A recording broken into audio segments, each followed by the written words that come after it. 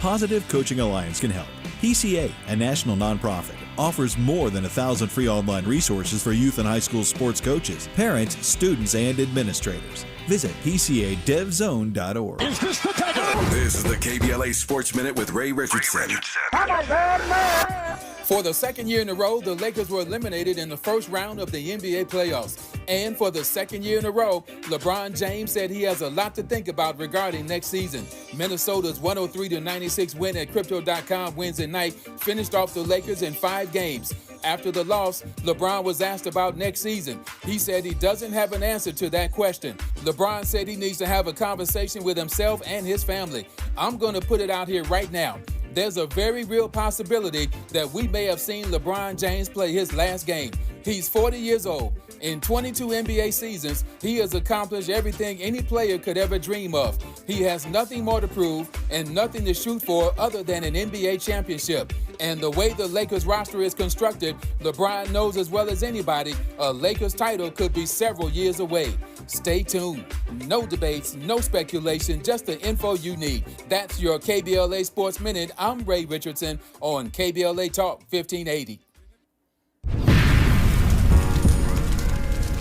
When the flames subside, who ensures that the stories endure? At KBLA Talk 1580, we're committed to preserving the voices that shape our community. We know people have short memories, and as long as this Black Talk radio station is on the air, we will not let Altadena be forgotten. We are honored to announce that the Altadena Historical Society will officially archive our recent town hall alongside every episode of Conversation Live Altadena Rising with James Farr. This is the show of record, the definitive source for tracking Altadena's roots, resilience, recovery, and reunion. These stories will now live on for students, scholars, researchers, and journalists seeking truth and legacy in the months and years to come.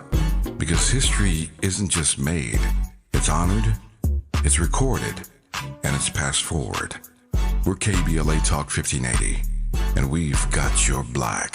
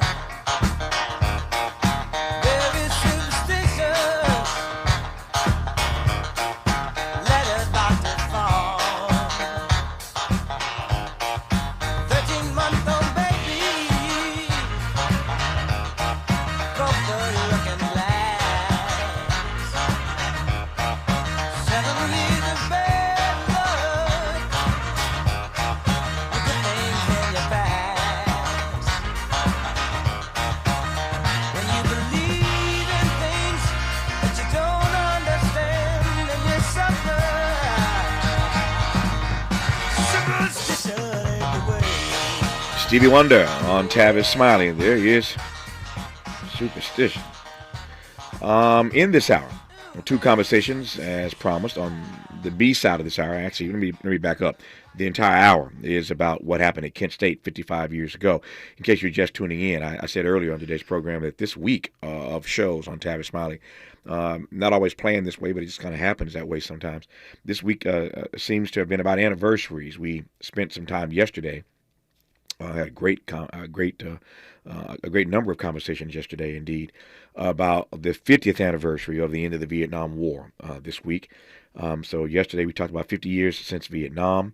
Earlier in today's program, we talked about 30 years since the Oklahoma City bombing of the Alfred P. Murrah Federal Building, Timothy McVeigh, and tried to assess where we are 30 years after that bombing with regard to white supremacist violence in this country. So 55 years since Vietnam. Yesterday, 30 years since OKC bombing, earlier in today's program, and we wrap today's program in this hour with two conversations connected to the 55th anniversary of the Kent State massacre. And the timing could not be more propitious, to my mind, at least, for a conversation about what happened at Kent State 55 years ago, given all that we see happening on college campuses right about now in the era of Trump 2.0. And so on the backside of this hour, we'll be joined in conversation by the current chair of Africana Studies at Kent State, Dr. Mwatabu Okantah. We'll talk to him on the backside of this hour. But we commence this hour in conversation with Ohio's last Democratic governor, Dick Celeste, who will offer and share his reflections on the Kent State massacre, again, 55 years ago this week. Before I do any of that, though, here is some sound for what happened at Kent State 55 years ago.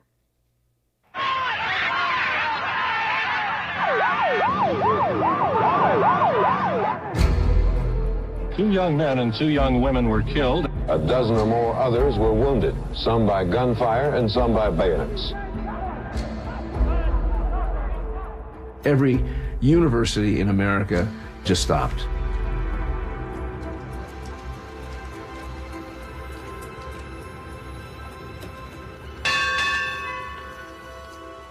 When 4 white kids were shot down for protesting, it brought it all home.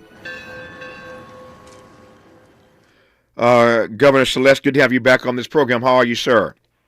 I'm good, thank you, Tavis. It's a pleasure to talk to you, although, we're talking about tragic events 55 years ago. Indeed. It's always great to hear your voice, and I thank you, Governor, for coming on the program. Let me just give you an opportunity, and I'll follow you. Frame for me, as you will, if you will, the timing of this conversation 55 years later about what happened on Kent State then, with the sort of political upheaval we see on college campuses right now, sir. Yeah, 55 years ago, May 4th, I was a candidate for state representative, but I was at home doing what any 32-year-old father of 5 would be doing, and that's painting a bedroom. And I was listening to the radio, and I was listening to music, but they interrupted the music to describe what had happened on the Kent State University campus, and I was shocked. The idea that the state would order National Guards members to fire on college students who were demonstrating just was something that I had a hard time believing, but it was all too real. And we've been dealing with the consequences of it.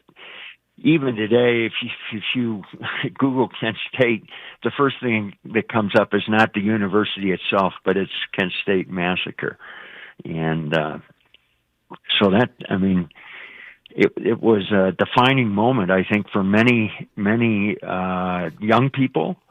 And when one thinks about it, and tries to put it in the context of today, I think,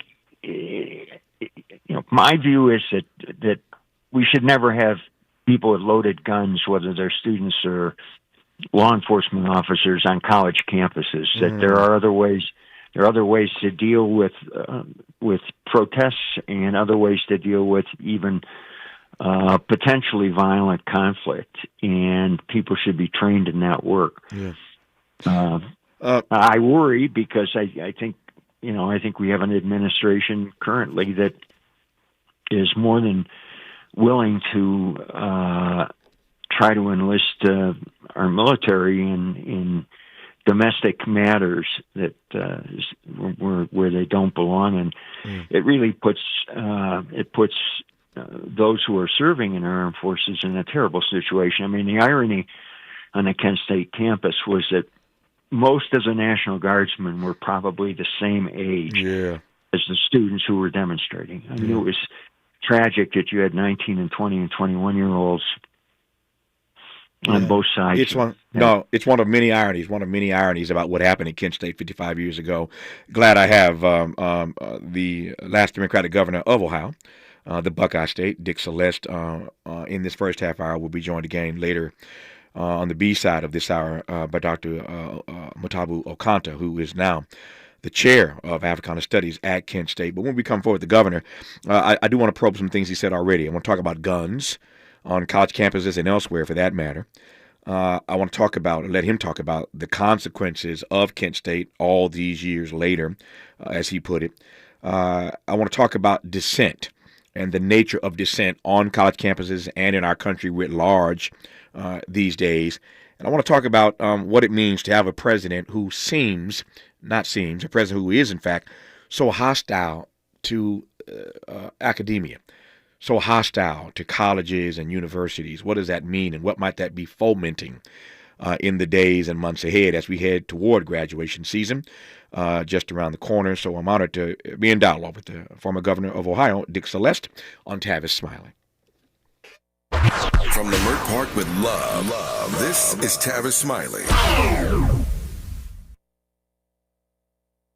Texting privacy policy and terms and conditions posted at textplan.us. Texting enrolls for recurring automated text marketing messages. Message and data rates may apply. Replace stop, opt out. Consult a doctor prior to use. Wow, you look amazing. What have you been doing? I'm sure you've heard of Ozempic, Wegovy, and the other GLP-1 medications, right? Well, I found this great company called Zelty. If you qualify, their providers can prescribe medications like Ozempic and Wegovy and other GLP-1 medications that are 80 to 90% less expensive, all 100% online. I can get GLP-1 medications for 80 to 90% less and do it all online? No doctor's office or pharmacy? Yes, Zelty can provide semaglutide or tirzepatide, the active ingredients in Ozempic and other expensive GLP-1s, but for 80 to 90% less and shipped directly to your door. How do I get started with Zelty? Just send them a text. Text SKINNY to 323232 to get started today with Zelty. Get the same active ingredients in Wegovy or Ozempic, but for 80 to 90% less and 100% online. Don't wait. Text SKINNY to 323232 right now for a link to your exclusive offer. Text SKINNY to 323232. That's SKINNY to 323232. SKINNY to 323232. Make a move into a home of your own. With City National Bank's Ladder Up Home Loan Grant, you could receive up to $20,000 that you never need to pay back. Use it toward your down payment, save on closing costs, or to buy down your mortgage rate. Find out more at cnb.com/ladderuphome. City National, here for every stage of the journey. Property must be in a qualifying market in California, New York, or New Jersey. Additional terms and conditions apply. Not all applicants will qualify. Terms are subject to change without notice. City National Bank is an equal housing lender. Member FDIC. NMLS number 536994.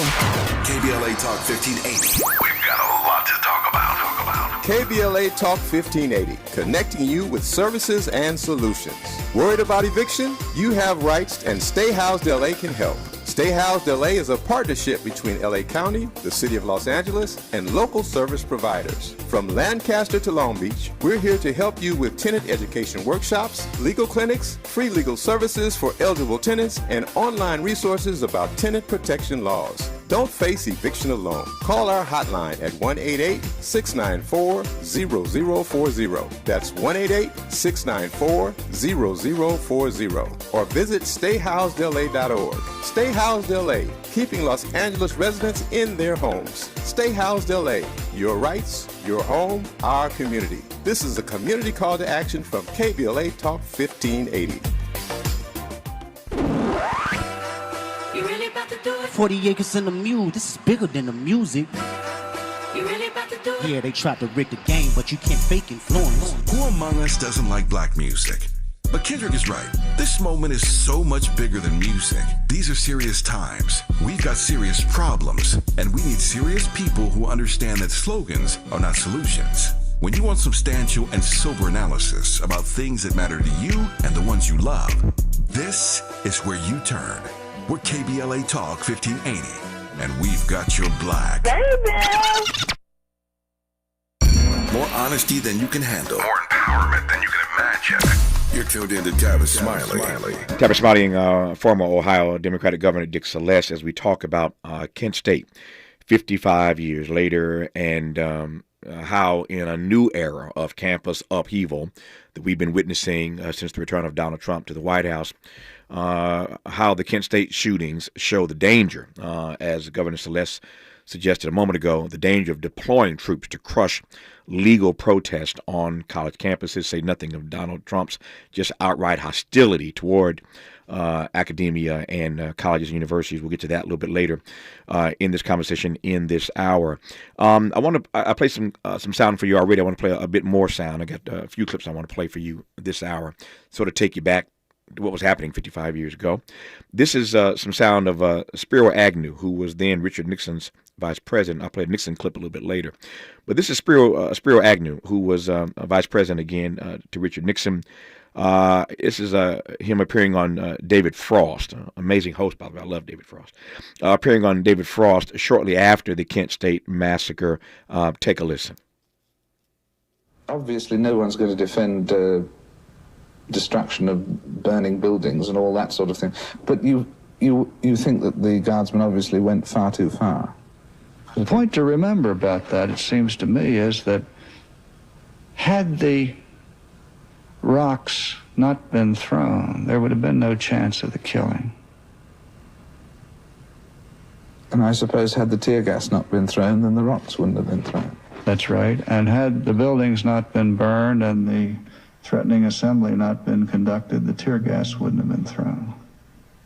I suppose we could go on. Had the president not announced the excursion into Cambodia, maybe the demonstrations wouldn't have taken place.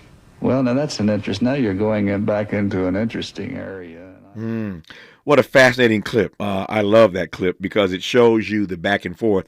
And I told you a moment ago, I love David Frost. David Frost was having none of it. Every punch that Spiro T. Agnew threw, Frost counterpunched. And they just kept going further back, further back, further back. Again, a fascinating clip to listen to. But that's just one bit of sound from the politicians in that era, namely Richard Nixon and Agnew in the White House, and their take on what was happening. And Governor Celeste, what do you recall specifically or broadly speaking about the politics that were played, the gaslighting that happened as a result of the massacre at Kent State 55 years ago? Well, I think it's hard today to fully recapture the degree of anger and dismay that was broadly felt by younger people, particularly, but many of an older generation. Mm-hmm.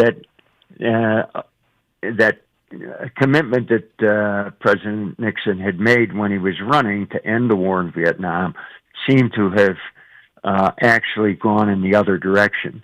And with the bombing of Cambodia, the war really expanded in a way that aggravated what was already a confrontational situation of people who opposed the war, and a growing number of people who opposed the war. So I think, the irony, Tavis, is that Kent State is one result of the tragedy that happened.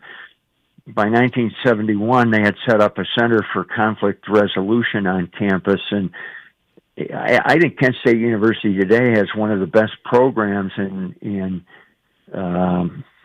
training young people who are interested in how do you address conflict, how do you mediate, they have a degree in peacemaking studies that really all of us could benefit from, particularly in the course of the current situation. Sure.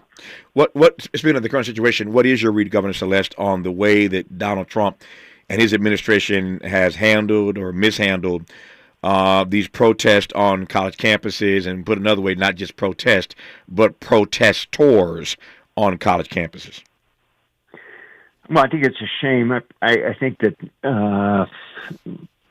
I used to say that I was visiting a place that was a bird watching center in Ohio, and there was a sign that said "Sanctuary, enter at your own risk" in front of that place. And I thought that should be over the entrance to any university. This is a sanctuary. Wow. But you're going to come here and be challenged, and you're going to come here and be tested, and you're going to come here and grow in ways that you may not expect. And debate, serious debate, is part of that. Now, some protests get out of hand. And I think it's important for universities to have ground rules for a protest so that people on both sides of an issue can feel safe and secure when they make their case. But I think that the administration has used these protests as part of a bias against expertise, a bias against science, a bias against open-minded thinking and debate. If it's not, if the news source doesn't agree with me, it's fake news, right? Yeah. If you define the world that way, a place which invites free debate is always a threat. Yeah, and so I love the way you put that. That the Trump people are expressing a bias against expertise, a bias against debate, a bias against free expression. I want to come back to that and put a finer point on that in just a second. Before I do that, though, let me just ask you first what your read is in real time of the nature of dissent, the state of dissent. If you were giving a speech about the state of dissent in this country right now, you'd have what to say to us? I believe dissent is going to be a critical element of resistance to the efforts of this administration to dismantle democracy. I was particularly impressed when Governor Pritzker spoke out in New Hampshire and called on people to be prepared to march and to disrupt, because I think it may be the only tool that we have as citizens for expressing our concern about a direction in our country that is contrary to our history and contrary to our values, and threatens all of our citizens. Even many of those who would support the administration, I think, don't realize the degree to which their own well-being is at risk over the long term. To your point about the bias against expertise and the bias against debate and the bias, for that matter, against dissent. In your lifetime, have you ever seen any politician, certainly any U.S. president, who is in fact more hostile to academia, more hostile to colleges and universities? No, I haven't. I think that Nixon probably set an example, but our current president has dramatically, I would say dramatically surpassed whatever level of concern about colleges and university, and has a real contempt for, particularly for the established leadership.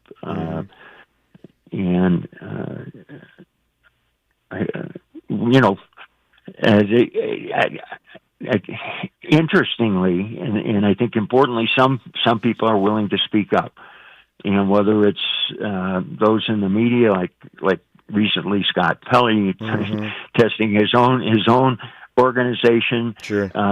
Whether it's the Costco folks saying we're going to keep DEI in there,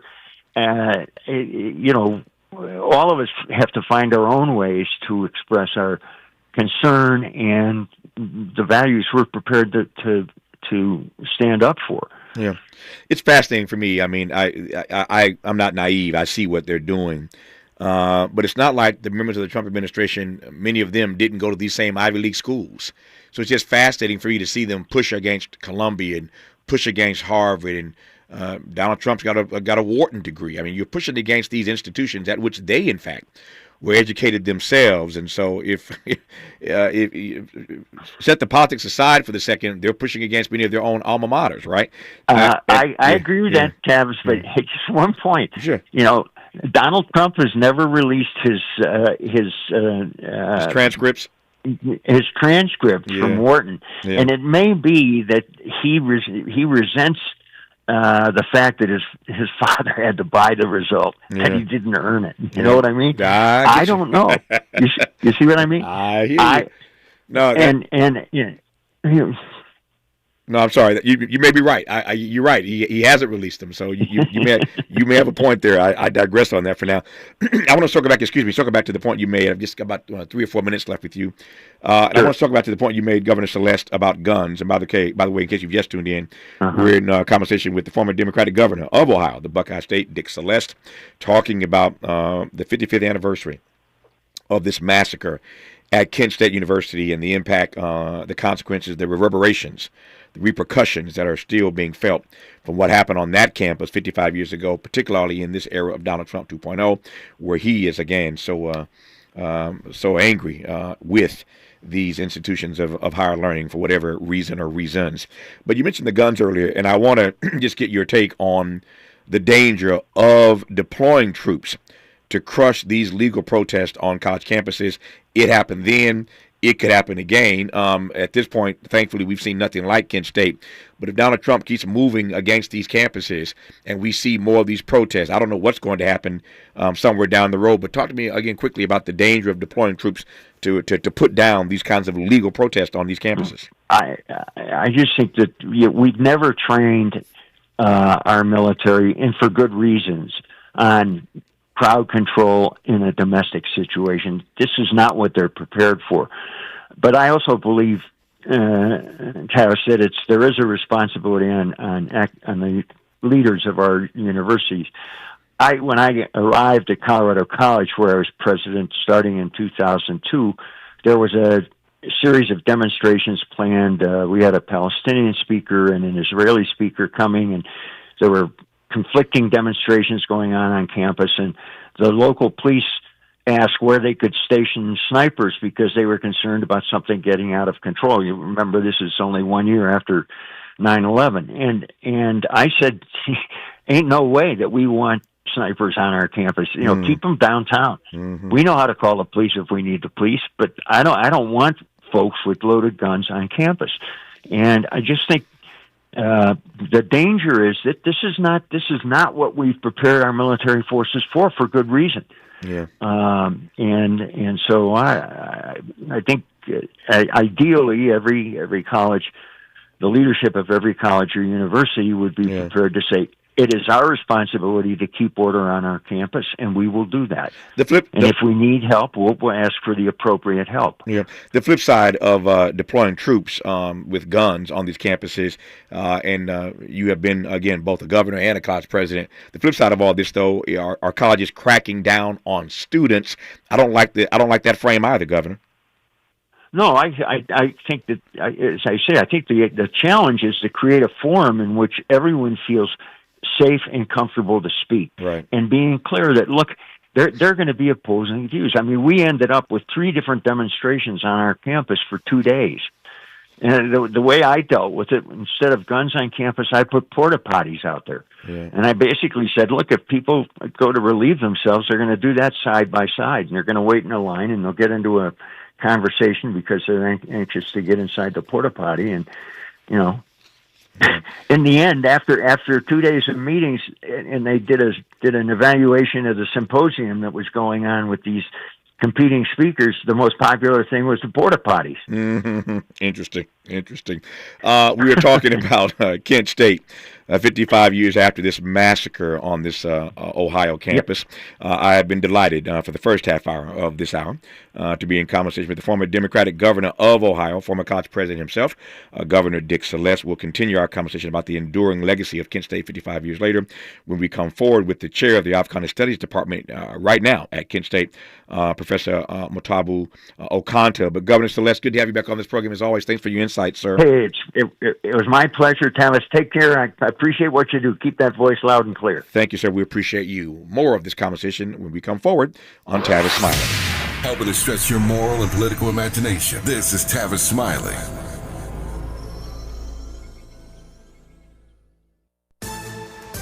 I'm Bree Wood with BIN News Now. Former Vice President Kamala Harris is criticizing President Trump's tariff policies in her first major public remarks since leaving the White House. The American people deserve leaders who make their lives better. But sadly, We have seen quite the opposite. Harris delivered the keynote address at a gala for Emerge America in San Francisco Wednesday, where she said people are describing the recent months as absolute chaos.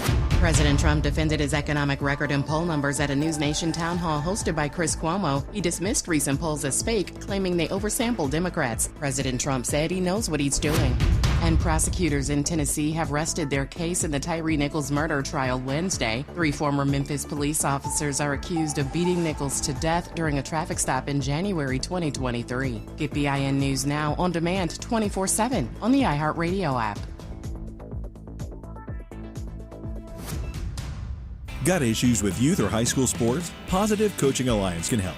PCA, a national nonprofit, offers more than 1,000 free online resources for youth and high school sports coaches, parents, students, and administrators. Visit PCADevZone.org. The Crohn's and Colitis Foundation has been at the forefront of inflammatory bowel disease research and care for over 50 years. Learn more about research, education, and support at Crohn'sColitisFoundation.org. Is this the title? This is the KBLA Sports Minute with Ray Richardson.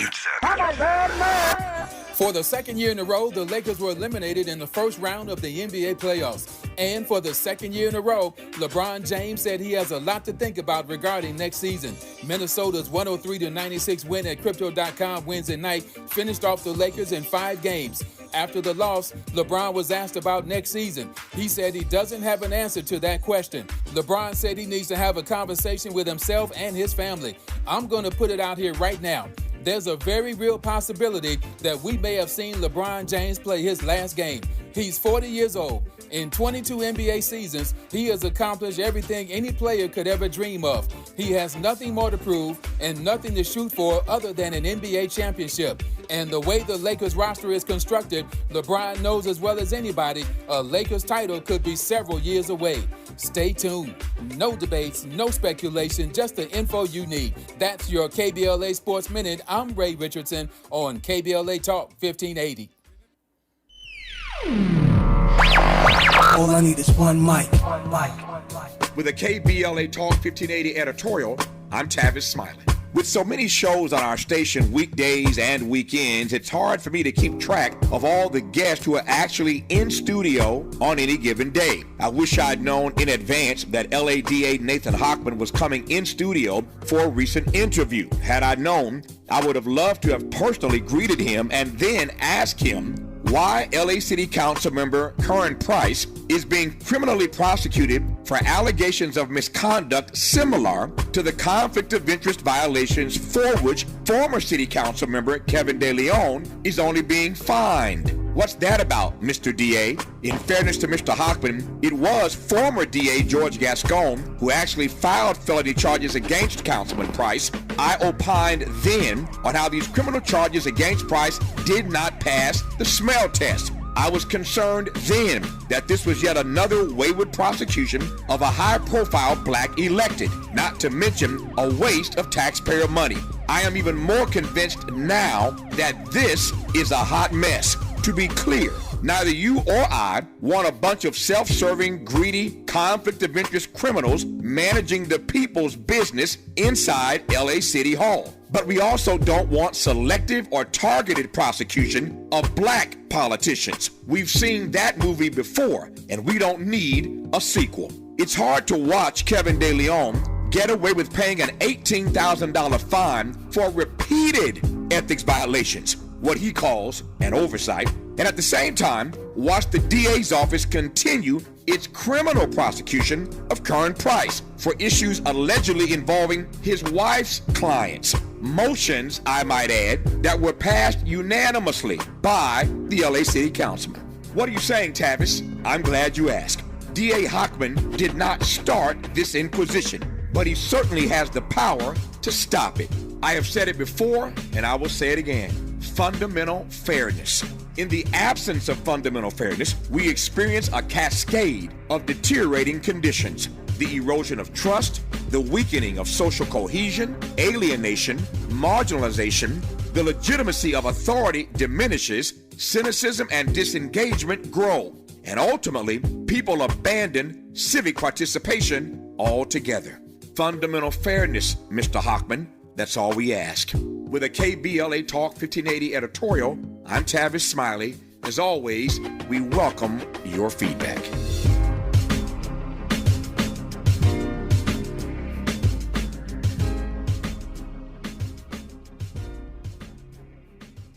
Paid for by government.com. Did you know the United States Mint has issued a new Morgan silver dollar coin in proof condition for the first time? Not only that, they are also minted in 99.9% pure silver for the first time ever in history. Coin experts are calling this an amazing opportunity for anyone that knows the enduring popularity of Morgans. But you must hurry. Only 400,000 of these legal tender silver dollars were issued. These first ever Morgan silver dollars are brand new with stunning mirror-like finish, minted by the iconic San Francisco Mint. Call now and you're guaranteed a new first ever 99.9% pure silver proof Morgan dollar. To learn more, call 1-800-973-9717. If you order now, you will receive a free coin collector bonus pack, a $25 value, free with every order. Call 1-800-973-9717 now to secure your new Morgan silver dollars before they are gone. That's 1-800-973-9717.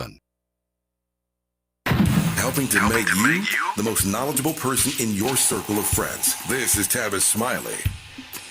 Tavis Smiley, continuing our conversation in this hour about what happened at Kent State, the massacre at Kent State 55 years ago. We were joined in the first half hour of this conversation by the former Democratic governor of the Buckeye State, Governor Dick Celeste, who was also at one point a college president. So he had some interesting things to share with us about his takeaways from Kent State 55 years later. Now we're joined by, or will be in a moment, the current chair of Africana Studies at Kent State, Professor Mwatabu Okantah. We'll get to him in just a second.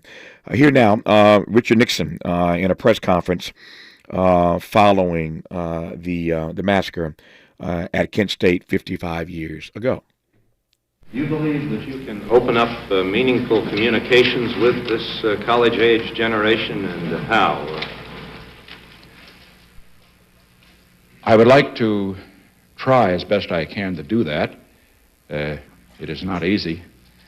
Sometimes they, as you know, talk so loudly that it is difficult to be heard, as we've learned during the campaigns and also during the appearances that many of the cabinet officers have made on university campuses. However, on an individual basis, I believe that it is possible to do what I have been doing, to bring representatives of the college and university communities to my office, to talk with them, to have a dialogue. Captain. What do you think the students are trying to say in this demonstration? They're trying to say that they want peace. They're trying to say that they want to stop the killing. They're trying to say that they want to end the draft. They're trying to say that we ought to get out of Vietnam. I agree with everything that they're trying to accomplish. Interesting that Richard Nixon says he agreed with everything they were trying to accomplish, and yet it took so long to get out of Vietnam. And we played a clip earlier, in case you just tuned in, of his Vice President, Spiro T. Agnew, who was sort of gaslighting on the David Frost program about what had happened at Kent State. Again, now 55 years ago. So we continue our conversation now about the enduring legacy of Kent State all these years later, given what's happening these days on college campuses and the danger, again, in deploying troops in these situations. Professor Okantah, good to have you back on this program, sir. How are you today? I'm doing well, and thanks for having me back. No, it's my pleasure to have you back. Let me just start with a couple of broad questions, and we'll narrow it in the time that we have left here. To your mind, what is the enduring legacy of what happened on your campus 55 years ago? I think the enduring legacy is the lengths that the government will go to shut down dissent. It's amazing to me, and I don't mean it in a negative way. I made this comment at a rally on campus a week or so ago. I think Kent State got the attention that it got because white students were shot and wounded, which was a major shock to the nation. I mean, as you know, Tavis, in 1968, black students were shot at South Carolina State University. A week or so after Kent State, black students were shot at Jackson State University. And I will give the Kent State May 4th Task Force credit, because for all of these 55 years, every year, they also acknowledged Jackson State and what happened there. Yeah. But your point is that it got the attention because these were white students at Kent State. Exactly. Yeah. And, you know, I arrived as a first-year student at Kent State in September of 1970. So I arrived on campus the day it reopened. And so I had the opportunity to interact with some of the students who were wounded. And a number of them made the point, looking back on that day, that the thing that they did not notice on that day but stuck out to them afterwards, Black United students on campus sent out a message for all Black students to leave campus the day before. Because in our experience, we understood that when the police come or when they come with guns, they will, in fact, shoot us.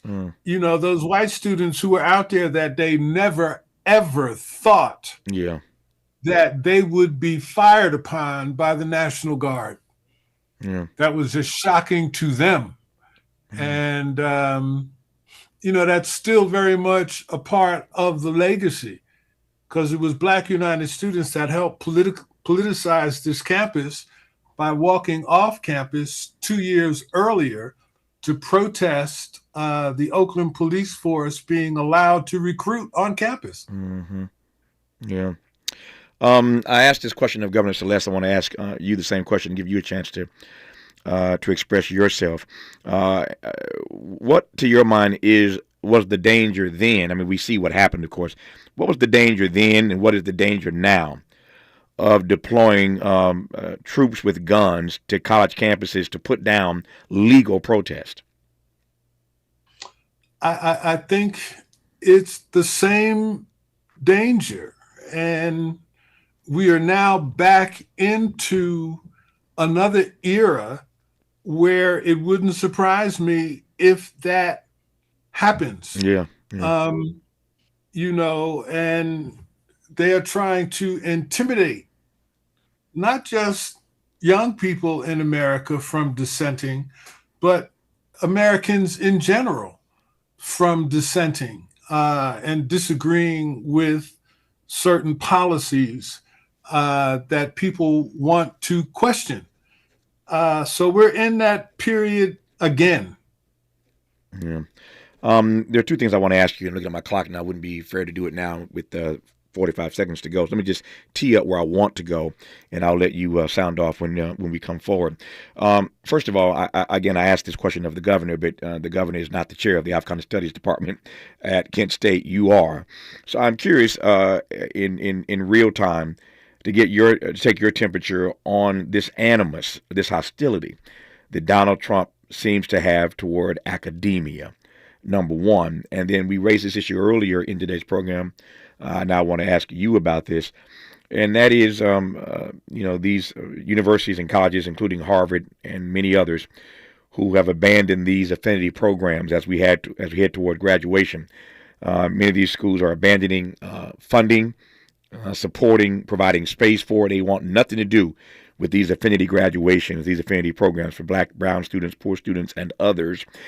Excuse me, I want to get your take on that as well.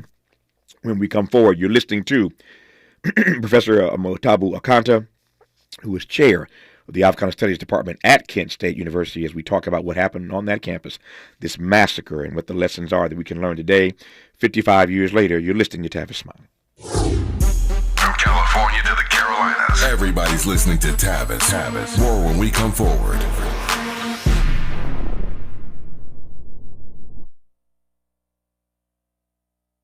Let's face it, nothing makes you look older than you really are than thinning hair. But what if you could not only increase your hair count, but promote new hair growth without surgery, without drugs with potential side effects, and without a prescription from your doctor? Well, now you can, thanks to a breakthrough new supplement called Hair Grow, provided by New Nordic, the #1 supplier of dietary supplements in Europe. Hair Grow is now available in the U.S. Only Hair Grow contains tocogaya, a powerful antioxidant that has received a U.S. patent.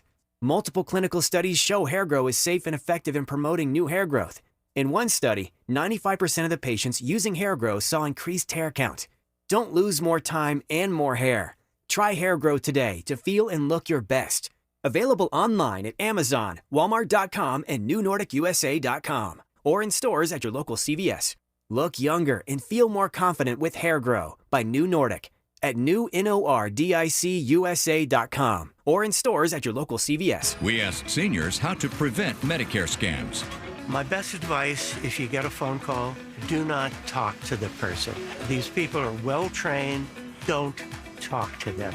They don't know me. They're just trying to scam me. Don't be fooled. Hang up. Just hang up. Never give out your Medicare number. They're going to get your number to put in a false claim. If I get a call from someone, I don't pick up the phone. And should I pick up the phone and they ask for information, then I hang up. How do you detect Medicare fraud? Just like I check my credit card statements, I check my Medicare statements monthly. Scammers can get a hold of your number, order medical devices through your account, and you're not even going to know about it if you don't look at your statement. Check your statement every month. If you get your statement and you see something that you know you did not have done, you report it. Call your senior Medicare Patrol. To report Medicare fraud, call the Senior Medicare Patrol at 855-613-7080. If you missed our KBLA Talk 1580 Town Hall, the Altadena Eden Fire, 100 Days and Counting, you missed an evening of reverence, reflection, and reality. You gotta live in the reality because this is it. Every day, you wake up, is this my life? Don't stay in denial because yes it is. Don't stay in bargaining where you're praying for a miracle and if it wouldn't have happened, then this is what I would have done. It did. Our panel participants kept it real. Really real. I think, number one, it's amazing to me how we ignore systemic racism in our community, and as a people, we've apologized for so much, but when will we stop apologizing for what we have paid for? Because the truth of the matter is we paid for this. You can always count on KBLA Talk 1580 to give it to you straight, no chaser. When you love folk, you tell them the truth. Seeking the truth, speaking the truth. We're KBLA Talk 1580, and we don't black down. Made fresh daily in the Mert Park, Los Angeles, California. You're listening to Tavis Smiley. Tavis Smiley and Professor Mwatabu Okantah, who is the chair of the Africana Studies Department at Kent State. 55 years after this massacre on their campus, trying to get a sense of what the takeaways are, what the lessons are, what the consequences and repercussions are. All these years later, following what happened tragically on that campus, again, 55 years ago. Let me start with this that I sort of teed up a few moments ago, and that is, as an academician, as a chair of a major department, an Africana Studies department, no less. Your read of Donald Trump's hostility, his animus toward the work that y'all are doing on these campuses these days? You know, I think it comes from their efforts to retake control of the historical narrative. Mm-hmm. We have a Senate bill that just passed here in Ohio, SB 1. And the author of that bill a couple of years ago argued that Ohio colleges and universities are too woke. Mm. And as we know, wokeness as concept came out of the Black Lives Matter movement. And as Americans of African descent, our historical experience has always stood in distinction to the professed American experience. And, you know, when I came to Kent State, there was no women's studies. There was no LGBTQ plus studies. You know, the civil rights movement and the Black student movement opened the door for those disciplines to come into existence all over the country on college campuses. And I think Donald Trump and what he represents, they want to roll back that progress that was made over the last 55, 60 years. And, you know, I tell my students now, it's their generation that now has to take their place on the front line to engage in this historical struggle. You know, Black Lives Matter is just a contemporary name for a movement that we say got started in 1619 when the first Africans were brought into Jamestown. And so they don't want those truths told. I really believe if only Black students were taking our courses, they wouldn't be a problem. Mm-hmm. But the fact that we have a lot of white students taking our courses, I mean, I had a white student write a research paper for me on white privilege, you know, and so they do not want young people, young white people, to question the historical narrative. I had 2 white students tell me they refused to get on a boat with their family because the boat had a Confederate flag on it. And so after taking our Black experience courses, you know, it gave them information on what the Confederate flag actually stands for. Yeah. You know, and so they do not want a generation of young people that have grown up together in ways that previous generations have not, to create a new, more inclusive America. Yeah. When we come forward in our remaining moments with Professor Okantah, we will talk about these affinity programs that colleges and universities are abandoning. Then we'll circle back to Kent State 55 years later, one more again. You're listening to Tavis Smiley. This is getting good. Yeah, man. Tavis Smiley continues when we come forward.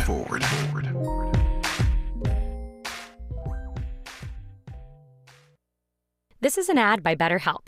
Think about your mentors and idols, the people who inspire you the most. While it may look like they have all the answers, they don't. But they do know when to ask questions and seek the support they need. In a world that glorifies hyper-independence, it's easy to forget that we're all better with a support system. Therapy is a great way to find a consistent source of support in your life, so you can break free from the outdated belief that seeking help is a sign of weakness. BetterHelp has experienced therapists ready to help you with challenges ranging from anxiety and depression to relationships and stress. It's convenient, too. You can join a session with the click of a button, helping you fit therapy into your busy life. You can even send your therapist a message anytime something comes up. Build your support system with BetterHelp. Visit BetterHelp.com/ABCRadio today to get 10% off your first month. That's BetterHelp, HELP.com/ABCRadio. If you're like me, 60 and retired, making ends meet, especially here at the supermarket and drugstore, is tough. I'm so blessed to have found benefitscheckup.org. It's a free and confidential website from the National Council on Aging that connected me to $1,200 a year in programs that help pay for food, medicine, utilities, and more. Maybe it can help you. benefitscheckup.org. You know where you want to go in life, and City National Bank can help. City National knows the dedication it takes to build your vision for the future into a reality, and our team is here for you. We have a wide range of options to help, from personal savings accounts to interest-bearing money market savings accounts and more, all designed to help you get where you want to go. City National, here for every stage of the journey. Learn more at cnb.com. City National Bank is a subsidiary of Royal Bank of Canada, member FDIC. Hear that? That's the sound of your life. Perfectly imperfect. Beating in rhythm to the world you've created. But every time you drive after drinking, the music gets drowned out. Your life sounds pretty great. Don't let a buzz ruin it. Buzz driving is drunk driving. Don't drive buzzed. A message from NHTSA and the Ad Council. Texting privacy policy and terms and conditions posted at textplan.us. Texting enrolls for recurring automated text marketing messages. Message and data rates may apply. Reply stop, opt out. Individual results may vary. Consult a doctor prior to use. If you've struggled to lose weight in the past, this important message is for you because you could lose as much as 50 pounds or more with Zelfie. Zelfie makes it easy and affordable to get weight loss treatment 100% online. Zelfie providers can prescribe FDA-approved GLP-1 weight loss medications clinically shown to help people lose weight like Wegovy, Zepbound, and others. Plus, help get the medication covered by insurance, so it's as little as $0 a month. The doctors are super helpful, and the meds have been a game changer. It's the first program I've had success with. Before Zelfie, I was unable to lose weight, even though I was eating healthy and exercising 6 days a week. Zelfie helped me not only lose weight, but I feel so much better. Text GOAL to 200-300 to get started today with Zelfie and see if weight loss medications like Wegovy or Zepbound are right for you. Don't wait. Text now for a link to your exclusive offer. Text GOAL to 200-300. That's GOAL to 200-300. GOAL to 200-300. Let's get back to more of this rich dialogue with Tavis Smiley. Tavis Smiley and Professor Mwatabu Okantah, who is the chair of the Africana Studies Department at Kent State. We've been talking in this hour first with the former Democratic governor of the state of Ohio, Dick Celeste, and now with Professor Okantah, looking back 55 years ago to what happened on the campus of Kent State and all the reverberation that we still feel born of that. And what we have learned about, or not learned, as it were, about the danger of deploying troops to put down, to crush these kinds of legal protests on college campuses. This question I raised earlier, I want to get to right quick. I only got about 3 minutes left here. These affinity programs that colleges are now, universities are abandoning. As chair of Africana Studies at Kent State, you say what, sir? I say that, our upper administration is running scared, and, the opposition is using the budget process in terms of funding higher education to do it.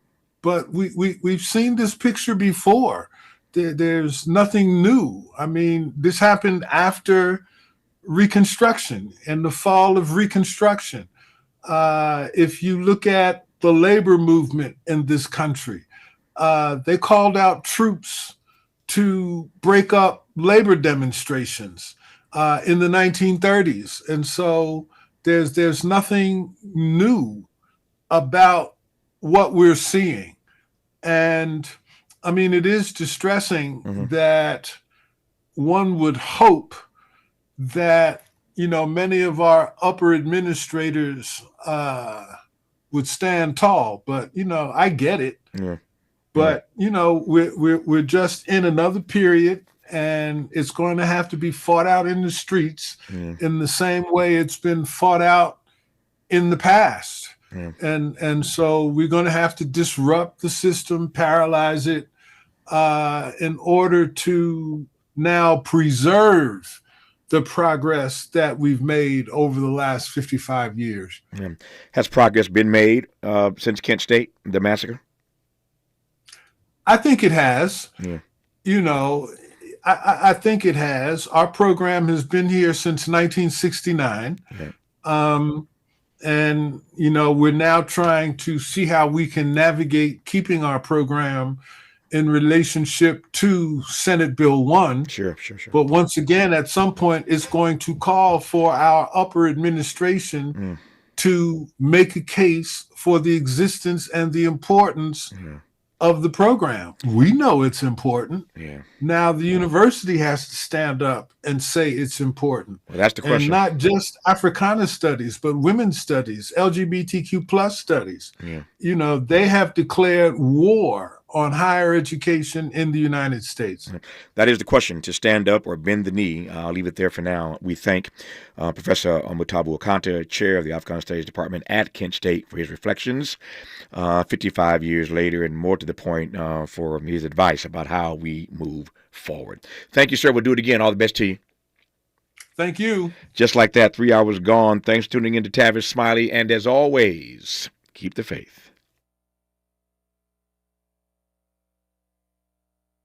KBLA 1580 Santa Monica. I'm Bree Wood with BIN News Now. Former Vice President Kamala Harris is criticizing President Trump's tariff policies in her first major public remarks since leaving the White House. The American people deserve leaders who make their lives better. But sadly, we have seen quite the opposite. Harris delivered the keynote address at a gala for Emerge America in San Francisco.